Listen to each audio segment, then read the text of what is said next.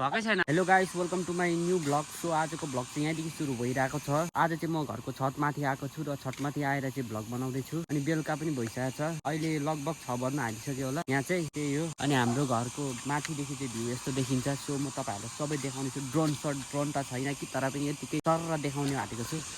ल हेर्नुहोस्, मकैबारी नै मकैबारी छ। बेलुका भइसक्यो, घाम डुब्न हालिसक्यो यता चाहिँ।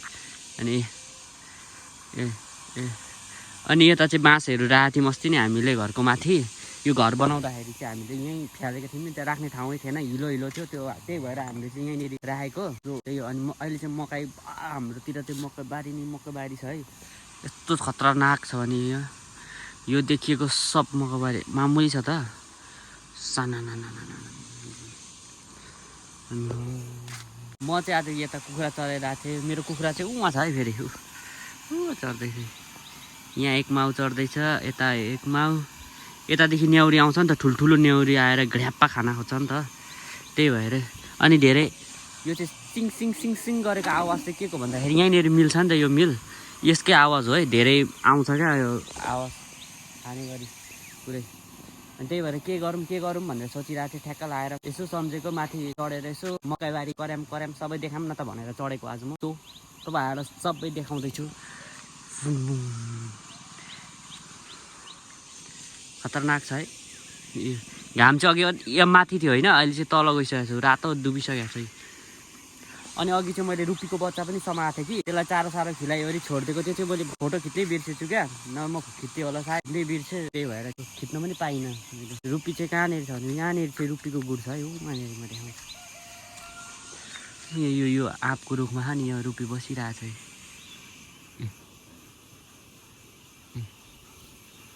यो चाहिँ हो रुपी, यसको बच्चा चाहिँ त्यहाँनिर रहेछ कि।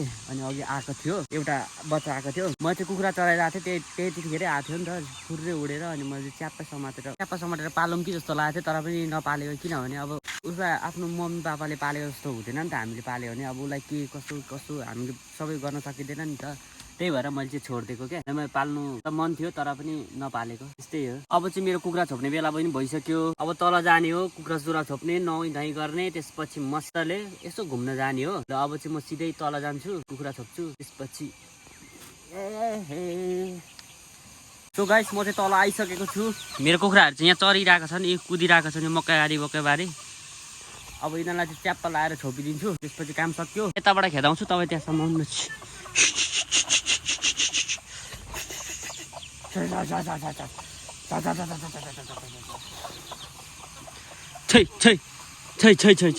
लुले त्यहाँ समाउनु न, तपाईँ चाहिँ समाउनु न त्यहाँ।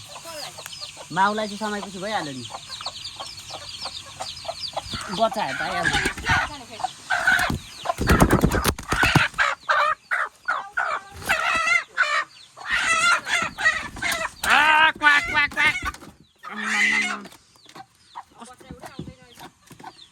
भएकै छैन अरे बेलै। लु न, ऊ त समाउनु न अब बच्चा।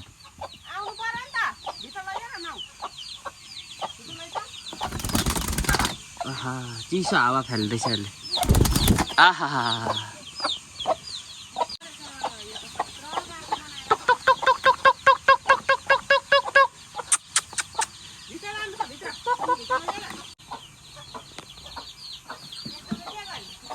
त्यसको त्यहीँ छोप्नु न। ल यता चाहिँ मम्मीले छोप्नु हुँदैछ कुखुरा, मलाई सघाइराख्नु भएको छ। ए खसी जी, कैसा है तुम, अच्छा है? हाँ, यो चाहिँ मेरो प्यारो खसी। मलाई हान्न खोज्छ, त्यही पनि उडेर गयो। त्यो समाउनै सकिँदैन। मेरो चाहिँ हात खान खोज्छ यो खसीले। छैन, न्याउरीले खाएको आज त। मलाई हानेको यसले, खतरनाक खान्छ यसले चाहिँ। आम्मा साले गदे, तिमी यसा मार्थे हो। यो पनि भित्र लानु। अब यसलाई पनि म भित्र लग्दैछु। यो कुखुरा धेरै पाल्यो भने यस्तै गाह्रो हुँदो रहेछ कि, थोरै पाल्नुपर्छ जस्तो छ। दुईटा माउ छ, बच्चा टन्नै छ। अनि कुखुरा त टन्नै भइहाल्यो कि खानु मन लाग्छ भने आउँदा हुन्छ। यो चाहिँ काली माउको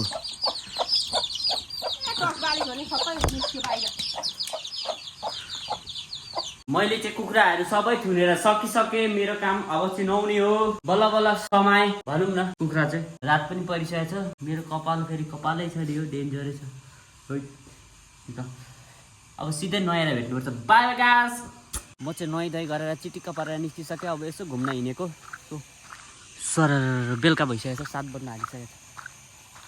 आजकल त ढिलो ढिलो रात पर्छ। मेरो बडी गार्ड यो चाहिँ म सँगसँगै गाउँ डुल्नु आएको अरे। कुद कुद